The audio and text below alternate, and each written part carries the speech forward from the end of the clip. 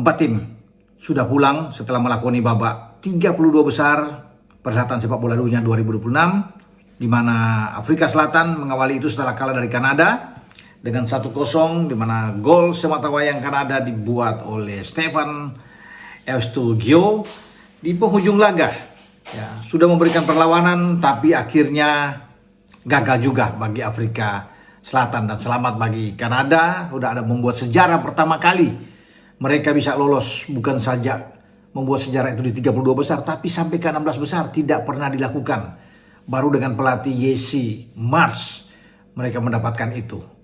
Dua pelatih sebelumnya termasuk dengan John Hartman yang saat ini menangani timnas kita, itu gagal di Qatar, tidak pernah menang dalam 3 pertandingan. Dan sebelumnya pada tahun 86 juga pelatih Tony Waiters, ya, dalam 3 kali kalah di grup mereka tersisih. Dan apakah Kanada akan berlanjut, kita akan tunggu nantinya, di mana mereka akan bisa berhadapan dengan Maroko. Dan bicara Maroko, Ismail Saibari, striker mereka, bermain di Eredivisie bersama dengan PSV Eindhoven, menjadi pencetak gol terbaik salah satu di Eredivisie, membawa PSV Eindhoven ini juara. Tetapi dia memperkuat negaranya, Maroko, menyingkirkan justru Belanda lewat adu penalti, dan Ismail Saibari ini menjadi penentu dalam adu penalti di saat bagaimana Maroko bisa membuat tim oranye Belanda angkat kopor dan pulang ke negaranya. Kemenangan 3-2 setelah bermain imbang 1-1, ini yang membuat Maroko sekarang sedang merajut lagi mimpi ulang. Seperti pada 4 tahun lalu mereka melaju ke semifinal di Qatar, sekarang mereka sudah berada di 16 besar setelah menjungkalkan tim favorit Belanda, dan Ronald Koeman harus pasrah. Sempat unggul memang tim Ronald Koeman ini lewat gol Cody Gakpo, tapi Issa Diop kembali di penghujung laga pas di injury time menyelamatkan Maroko untuk membuat 1-1 sampai ada perpanjangan dan adu penalti. Ya, ada 3 penendang dari Belanda gagal, termasuk Justin Kluivert ya, yang juga gagal. Timber Summerfield juga gagal mengambil penalti, dan saya pikir seperti tidak siap Belanda ya untuk mengambil penalti. Padahal ada Martin de Roon di sana, mungkin ada Virgil van Dijk, ada Denzel Dumfries yang mungkin masih bisa mengambil penalti. Terlalu cepat menarik Cody Gakpo juga ini menjadi masalah, padahal Cody Gakpo adalah seorang penendang penalti yang bagus. Jika dia masih ada di lapangan, tentunya Cody Gakpo akan mendapatkan kesempatan. Itu yang membuat akhirnya seakan-akan yang lain seperti tidak siap. Ini kan soal mental. Sehingga majulah anak-anak muda seperti Timber, Summerfield, termasuk dengan Justin Kluivert, anak dari ex pelatih tim nasional kita, Patrick Kluivert. Dan kita sudah bisa tahu, menyaksikan bahkan Belanda harus tersingkir dari perhelatan sepak bola dunia ini.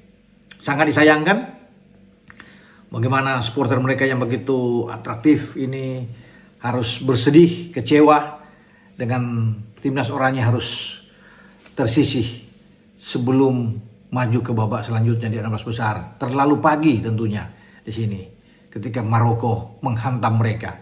Hal yang sama juga dialami oleh Der Panzer Jerman. Diunggulkan, difavoritkan, tapi kemudian kalah secara menyedihkan dari Paraguay. Memang ketinggalan dulu dengan gol dari Paraguay, Julio Enciso sempat disamakan juga oleh Kai Havertz di babak kedua. Bahkan ada drama di mana Jonathan Tah bisa membuat gol lewat tandukan kepala di penghujung juga laga. Tetapi ketika gol ini disahkan masuk oleh pelatih wasit Sayyad, kemudian ada intervensi VAR yang melihat katanya ada sedikit sentuhan di antara penjaga gawang Gil dan Waldemar Anton. Ya, itu menjadi alasan. Padahal ini pengaruhnya tidak ada sama sekali, karena bola melayang ke kepala Tah, dan Tah bisa menanduk dengan sangat baik. Cek pertama itu gol sah. Tapi kemudian ada intervensi itu yang akhirnya mengubah wasit, mengatakan bahwa itu foul, ada pelanggaran di sana. Kubu Jerman tentunya sangat menyesalkan hal ini, tapi mereka harus bisa menerima. Dalam adu penalti juga akhirnya kalah dengan 3-4 dari Paraguay, dan Paraguay melaju ke babak 16 besar. Nah, itu mereka tinggal menanti pertandingan antara Prancis dan Swedia untuk bisa bertarung di 16 besar.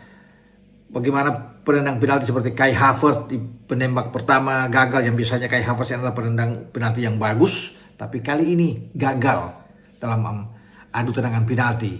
Sama juga dengan Nick Woltermode, gagal. Tah juga di terakhir gagal. Hanya Musiala dan Joshua Kimmich dan masuk.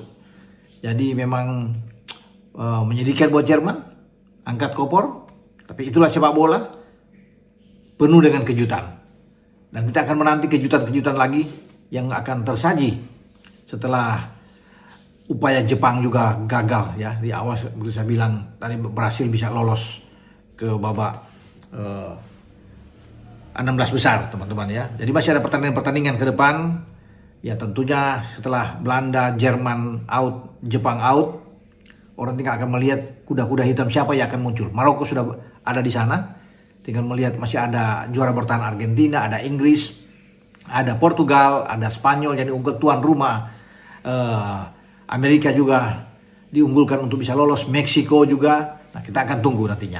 Ya, Brasil masih akan menunggu pertandingan juga dari Norwegia dan Pantai Gading untuk bisa bertarung di 16 besar. Oke, sampai di sini saya mereview kejadian yang drama yang menimpa tim kuat seperti Belanda dan Jerman